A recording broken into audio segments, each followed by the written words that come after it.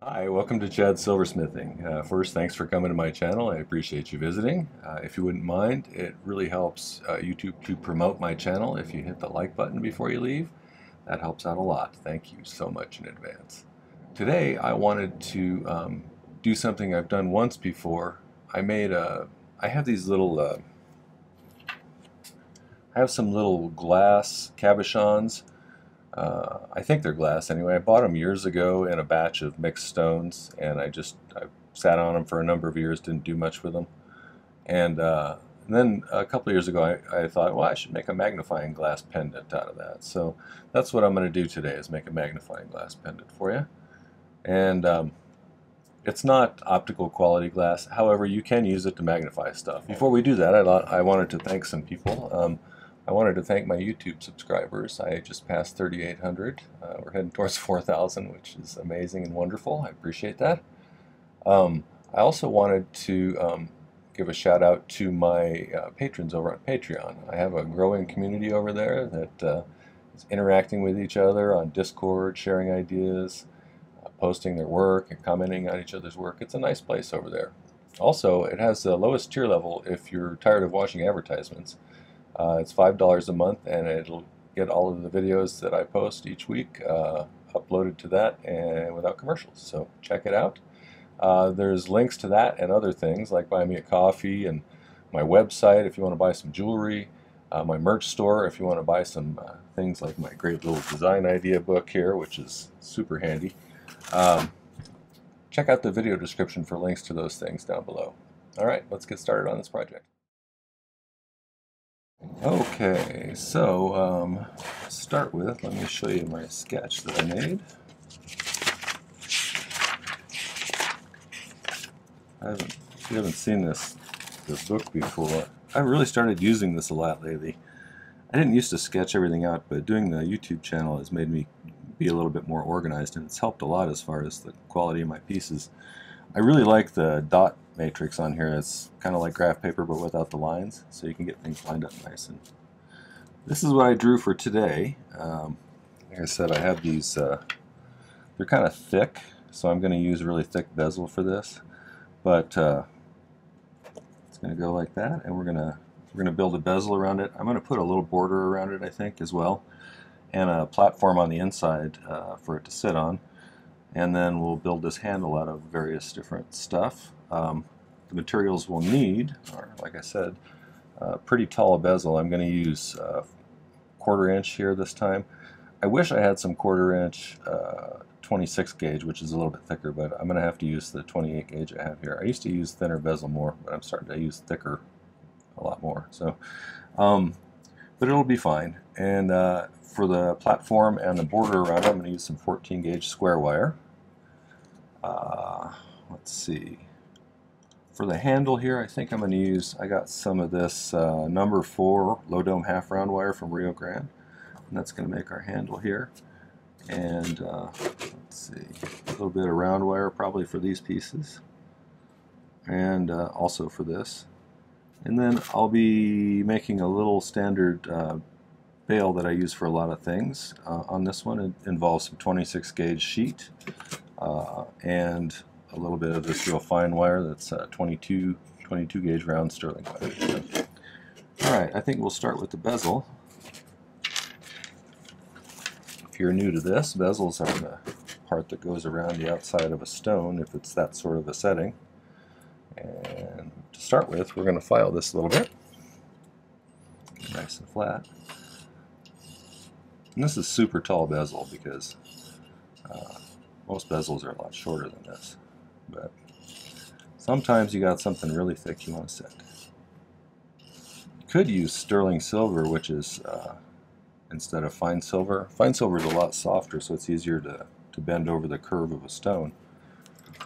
But sterling silver, you kind of need to like almost hammer set it. It's pretty hard to push over the stone itself. So I'm going to make this kind of a round shape first, like this. Get it going, and then we'll set it down over the stone. I can get it, tighten it up and get it pretty close to where it needs to be. I'm going to make a mark just a little bit beyond where they come together. I usually do it about as thick as my pick here, the needle on my pick. I'll unspool it. I'm going to cut it off right where I started that line. And then we'll file that second side. I moved my little design book so I don't light it on fire. I'm a notorious paper towel fire starter myself. Okay, so I usually make these into a square or a rectangle because it makes it easier for me to get a nice solder joint that way. Sometimes a little bit bigger bezels, if you put a dimple in the bottom like that, it makes them springier. So when you try to get these two ends pushing together, you want them to be pushing together pretty tightly so they don't relax and move apart when you're soldering them. Make sure it's all lined up. I have some solder here from last night, so use a piece of that. By the way, I use pretty much exclusively hard silver solder in sheet form, and I use a spray-on flux called My-T-Flux. I get from Rio Grande.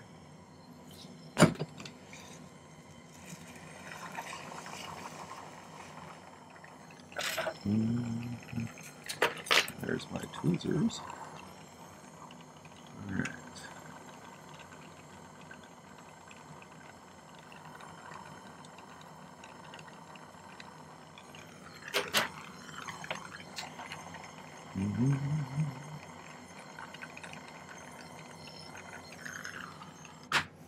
Kind of excited to make it sort of a little bit easier project. The one I made for Saturday was probably the most complicated build of something I've ever done. It was a bracelet that had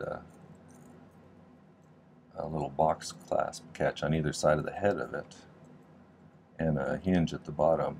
But yeah, I had to build the entire structure of the arms of the bracelet into more of a 3D shape out of sheet.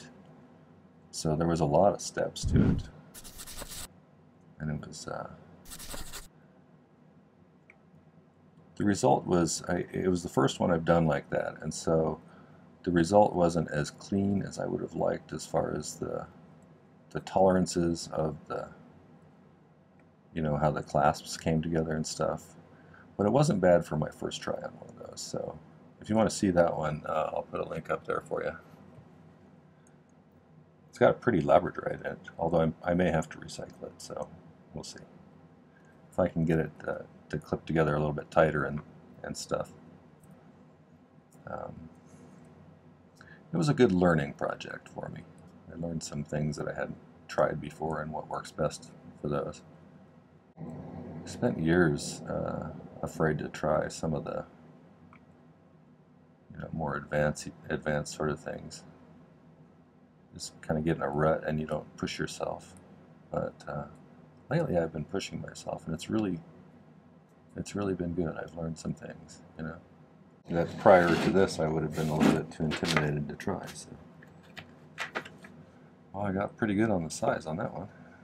I'm going to use some of this 14 gauge square here, and I'm going to make a little platform on the inside. So I got to make this round, and the thing about square wire is when you try and bend it, it tries to twist on you because it's looking to find an easier way to move in the direction you want it to move, and oftentimes that means turning sideways. So we're going to start by bending it, but as we go we're going to stop and adjust for that wire trying to turn sideways. Just correct it as we go. So see, it's trying to kind of do that a little bit, so I got to stop and bend it back a little bit.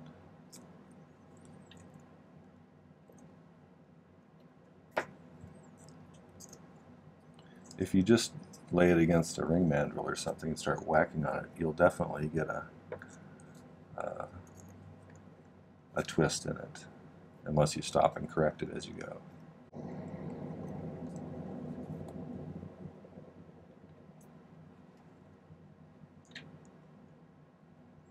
I'm not sure whether I should categorize this one as a beginner or an intermediate. Maybe you guys can tell me what you think in the comments.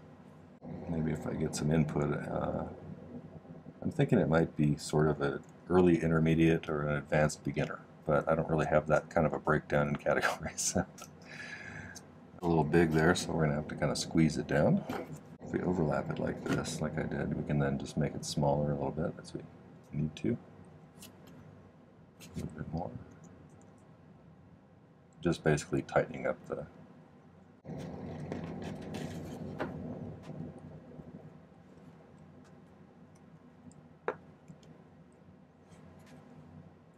Alright, well that fits in there pretty good. So I can kind of look in there and see where I'm going to cut it. I'm going to cut it a little bit long and gradually snip pieces off until it fits in there nice. Because I don't think I've even filed the end of this one first, so I need to file that and then file both ends, and then we'll see how close they are.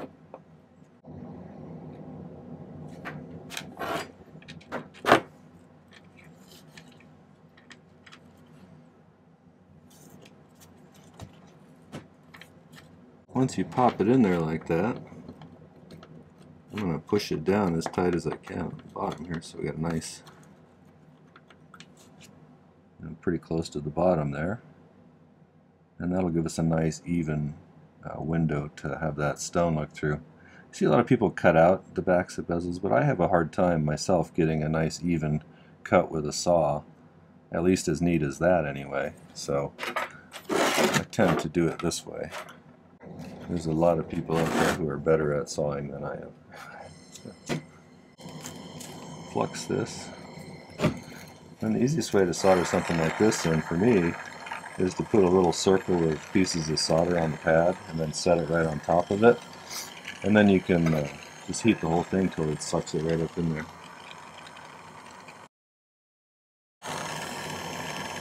Sorry about how crusty my pad is here. If I get a little money in this week, I'm going to order some new ones.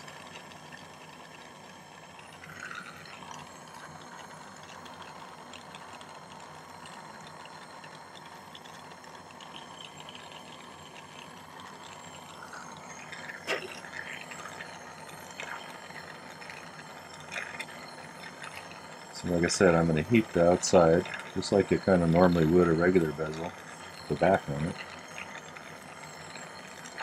I'm watching for it to kind of suck up in there.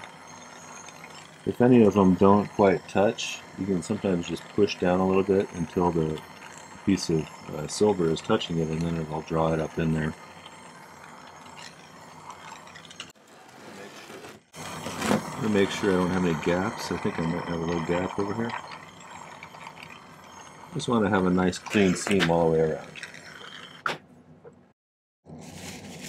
Okay, that looks pretty good. Let's clean it up.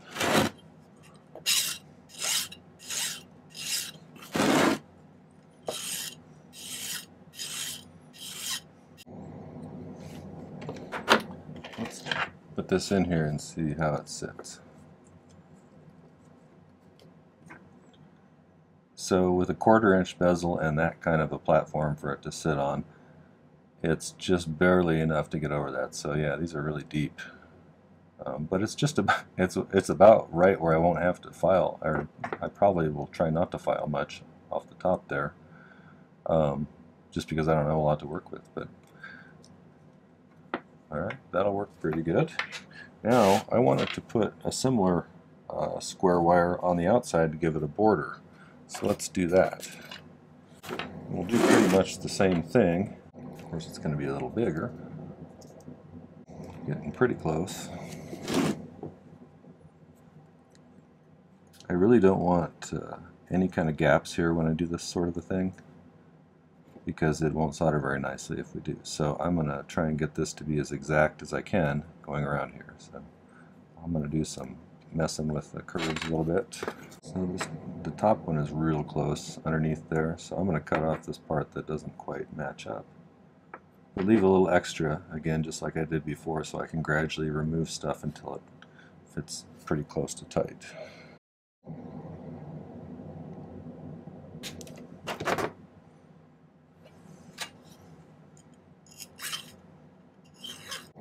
Kind of see how much more we have to remove like that when it's tight up against there.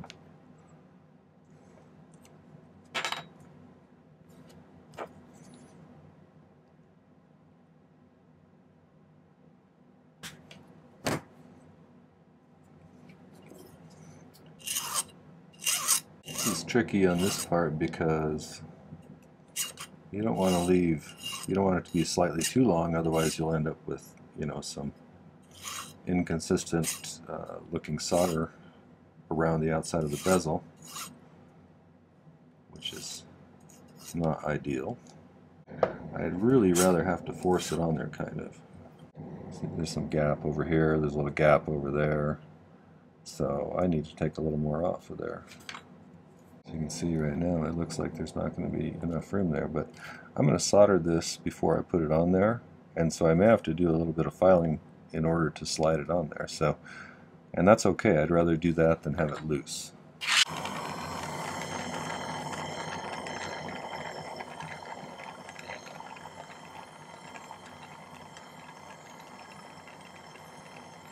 Oops.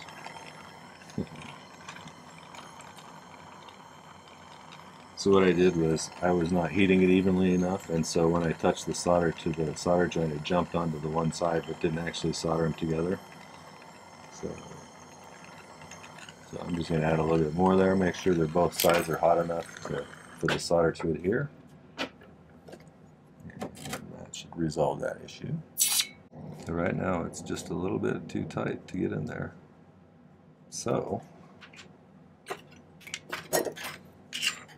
if I take the side that looks nicest up and do a little bit of a file kind of at a slight angle upwards, open up the top a little bit.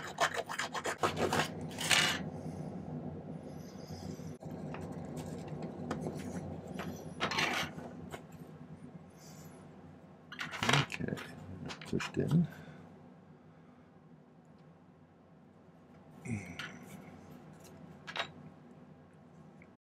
One of the things I might do is, before I solder this on, to make sure it has a nice even surface on the top, is make sure it's perfectly flat. You know, to make sure you don't have any wobble in this one too. Sideways wobble like this where it's wavy. Looks like it's sitting pretty good. Pretty much flush and flat. That's what I want to see. I need to cut a little bit more solder here.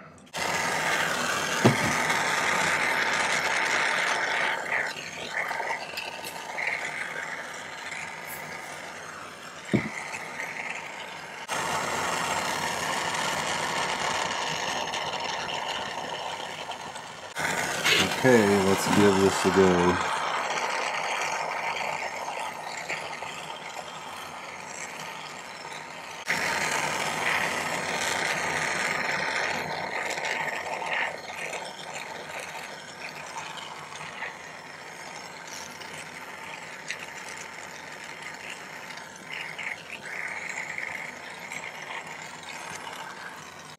Incidentally, if you ever want to make a bezel for a coin, this is also how I do a bezel for a coin, with an inside and an outside border like that. So, and they set pretty easily. You file the bezel down just to the right thing. Again, I have another video. I'll put a link up there if you want to see how to do coin bezels.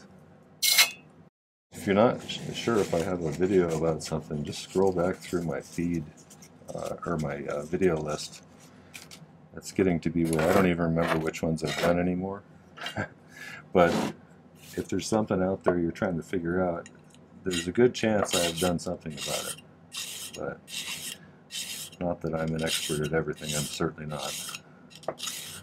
But a lot of basic kind of silversmithing stuff. So if you got a good solder flow, you should be able to get that pretty much flush.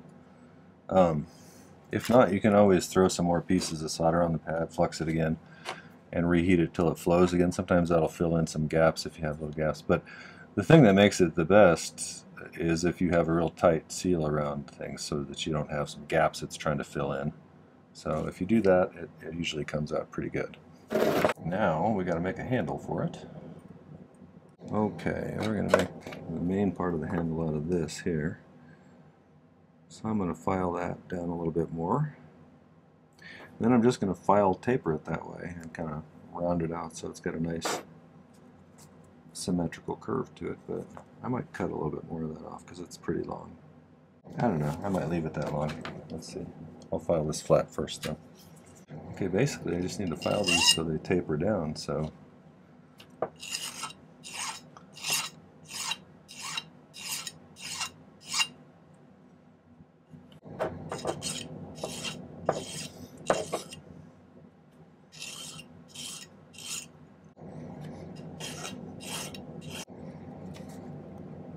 go a little bit narrower than that.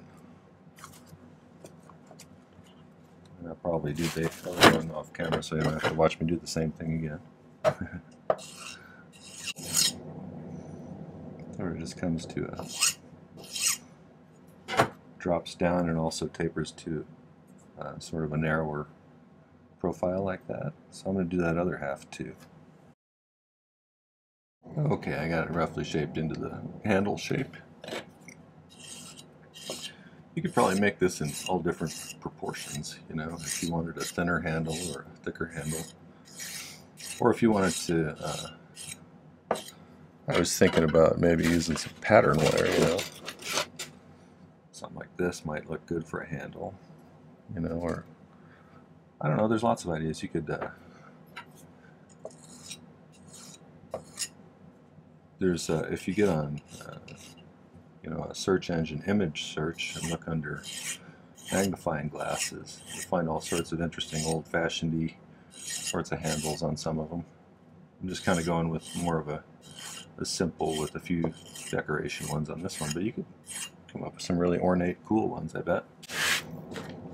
Here's a piece of 10 gauge. So I think I was going to take a piece of 10 gauge and cut a chunk out of there and curve it a little bit so that it'll solder kind of above that to give it more of a 3D look. So I'm going to try and bend this a little bit. When it's this this short a piece like this, I'm probably going to have to use 2 pairs of pliers. And we got to just kind of match the curve of this here.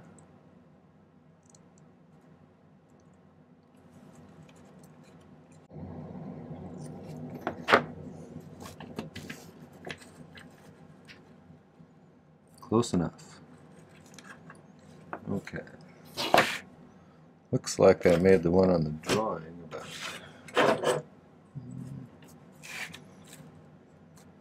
about 6 millimeters. So for the inside part.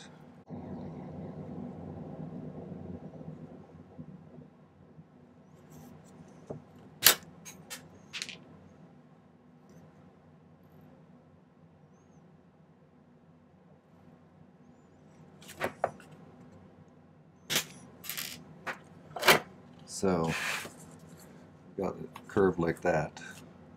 Now I need to make those angle inwards a little bit, and I might snip them and then file them so I don't have to file quite so much.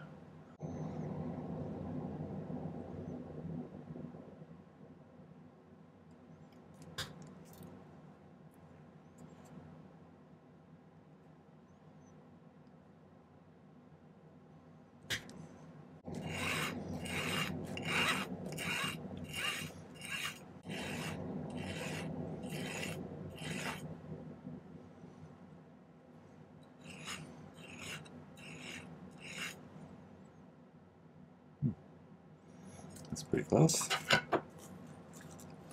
So we need to get it up against the bezel somehow. One way we could do it is, we could do it 2 ways. We could either cut out a piece of this square wire that we soldered on and just move that in there into the space. I think it'd be easier actually to make a little platform cut into this little tiny piece. So I'm just going to try and remove some of that with the Dremel a little bit. And I'll probably use one of those abrasive white wheels and just grind it away. Because this is such a small part, I'll need to hold it with something, probably a pair of these or something like that. It's kind of hard to work little tiny pieces like that, but I'm going to give it a try. So I'll be back in a second. I actually ended up doing 2 different things. One, if you can see this, but I'm going to move it closer to the camera in case you can't. But I carved a kind of almost like a trench around one side there. To get it to fit perfectly, I would have had to get a little bit thinner on that, and I didn't want to get it much thinner. So in addition to that, I also filed a little bit of a notch right there. And I just want to kind of, I think I'll get a stronger piece if I don't just kind kind of casually solder it together, so I'm going to piece it together like that and then solder that on there. And then we'll start adding more components. So let's do that next. Okay, I'm going to cut a little bit of fresh solder. There's a few pieces scattered around there that are pretty oxidized, so let's cut some fresh ones.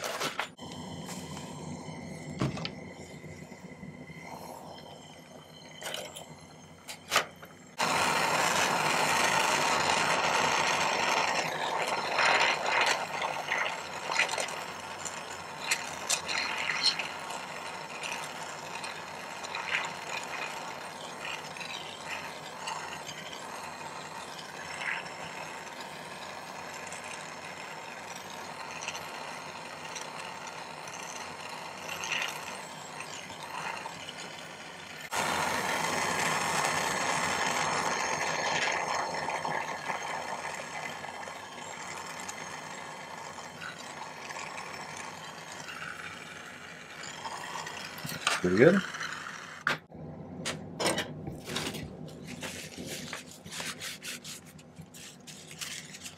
The reason I added this little extra thing right here is on the very first one of these that I made, the connection I had between the bezel and the handle was a little bit flimsy, so I wanted to make sure we had a good solid one here. So I'll probably file this a little bit.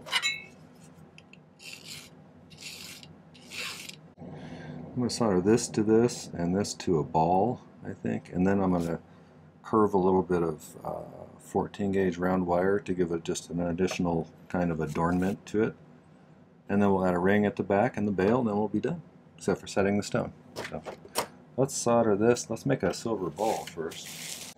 Here's a little scrap. Let's see how big a ball that makes.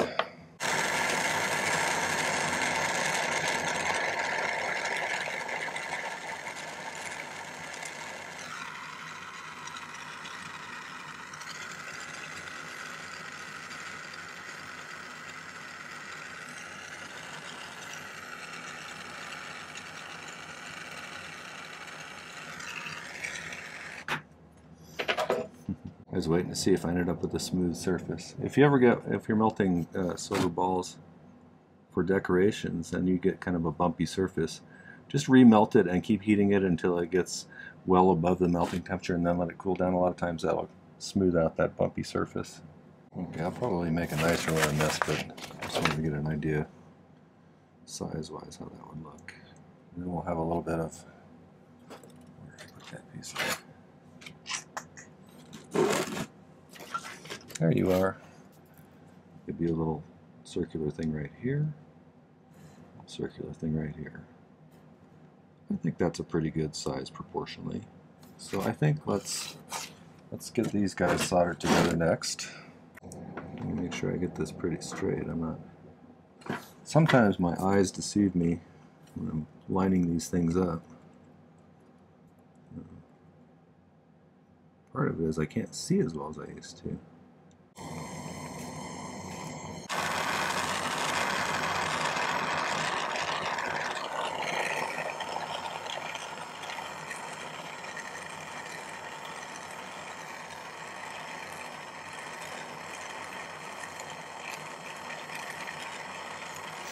Oops. Come back here. What are you trying to do there? Escaping me.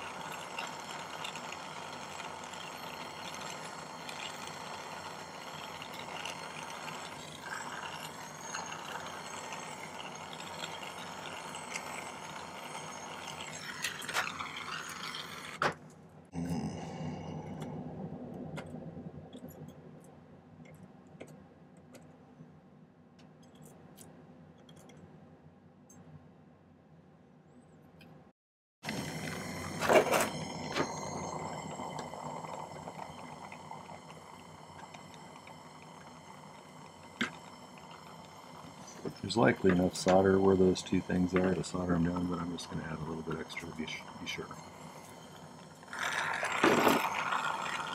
Those are much smaller than the mass of this thing that I already created, so I'm not going to need to focus on those rings really much at all, because most of the mass of the piece is elsewhere.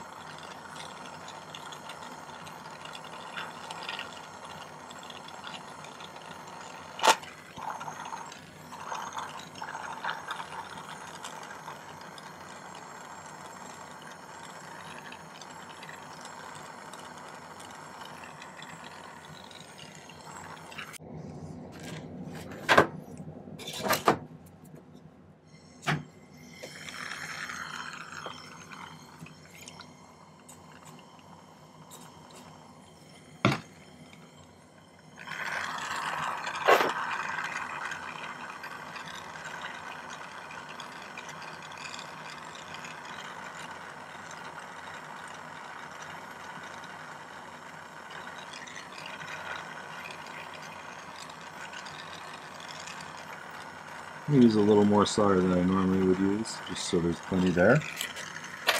That way we probably won't even have to add any to this to solder it on there.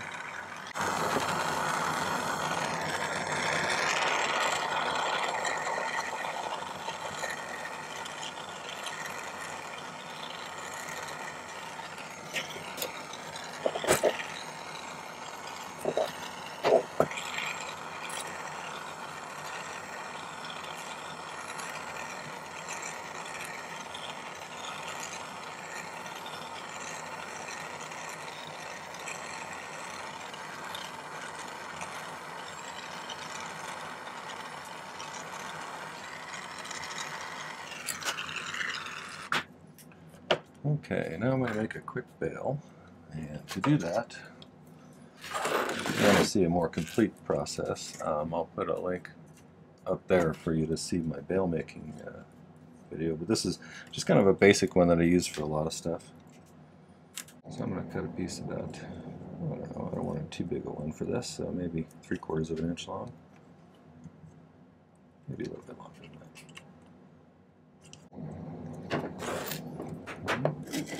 Then I need to take some real fine wire, like I'm going to use 22 gauge here. Use a different gauge if you wanted to, but I need two pieces just a little bit longer than this. Alright, let's try and find the center. These are thereabouts.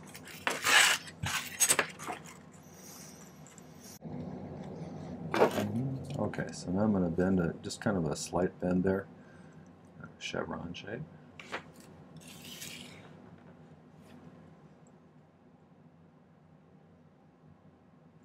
I'm getting pretty close.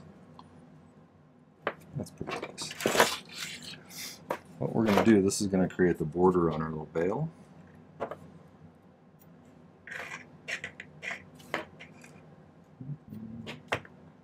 So we'll just actually solder them onto this, but the way to solder them onto the piece of sheet without getting a lot of slop is to pick solder, a little bit of tiny bits of solder on these wires. That's what we're going to do in order to prevent a lot of sloppiness. So I'm going to cut some little dinky ones.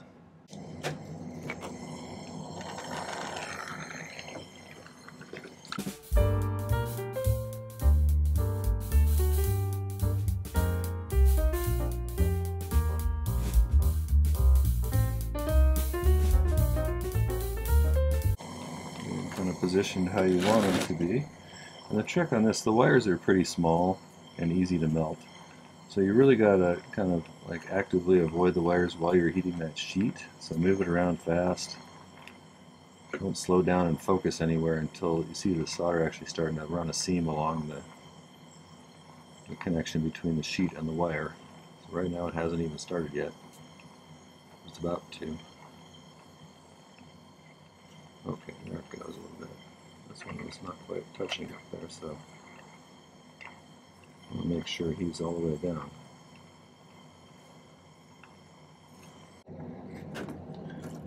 So the good thing about soldering these is I don't have to worry about this flowing because this is a separate piece and I just want to get the solder to flow on here, not over here.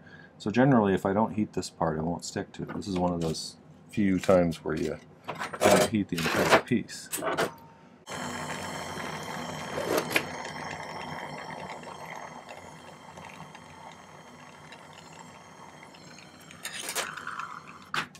Oops, now that's the last solder joint I think I'm going to do. So I'm going to go ahead and heat it and throw it in a pickle and let it sit for a while, and then I will polish it up and I'll show you how to set the stone, or the piece of glass in this case, and then we'll be done.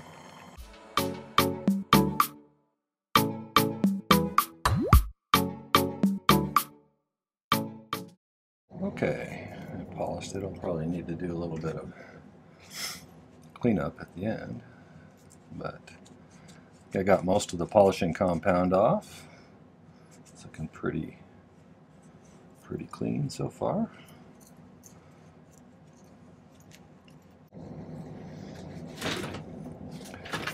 Okay, so to set this, just like always, it just cracks me up how exactly the right height it was.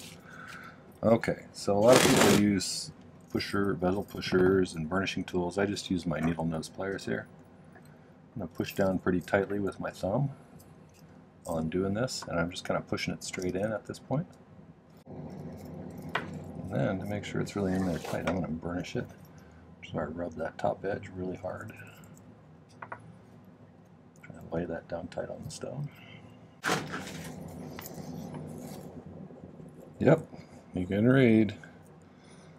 Alright, so I'll put that on a chain and take some pictures of it at the end.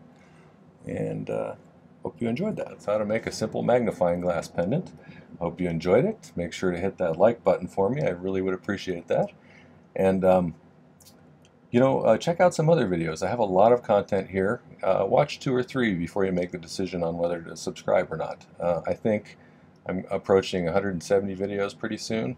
A lot of it is beginner content. There's also intermediate content, and there's a lot of really advanced stuff I think that people who are more advanced might find challenging and useful as far as learning new techniques. So check those things out.